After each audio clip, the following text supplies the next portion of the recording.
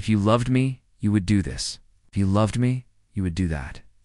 How often have you heard or said these words? They sound innocent at first, almost like a request wrapped in affection. But underneath, it's one of the most powerful manipulative weapons someone can use against you. It's not about love. It's about control. Real love doesn't demand proof, doesn't twist your feelings into obligations, and it never ties your worth to a list of conditions. When someone uses this phrase, they're not asking for love. They're testing your submission. This sentence works because it places you in a trap. If you resist, they can accuse you of not loving them enough. If you comply, you're rewarding their manipulation. Either way, they win, and you lose a little piece of yourself. Over time, you might find yourself bending more and more, doing things that make you uncomfortable, sacrificing your boundaries, just to avoid hearing those words.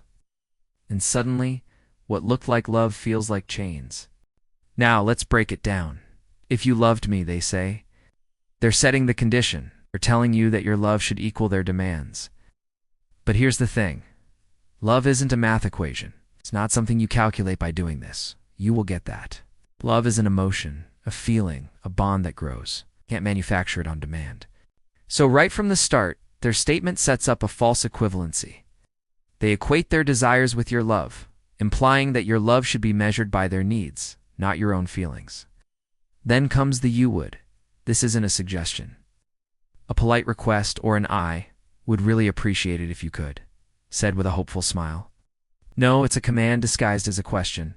You would implies that there's an obligation, a duty, a price that must be paid. And what is that price? It's your freedom, your autonomy, your identity.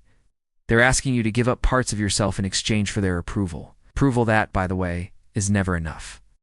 Because the moment you give in to one demand, there will be another, another, and another. Because the love they speak of isn't real.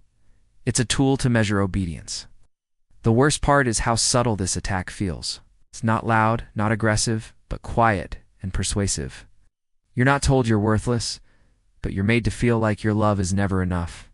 And that feeling is what keeps you hooked. Always trying harder, always chasing approval that never comes. This is how manipulation thrives, not through obvious threats, but through disguised conditions.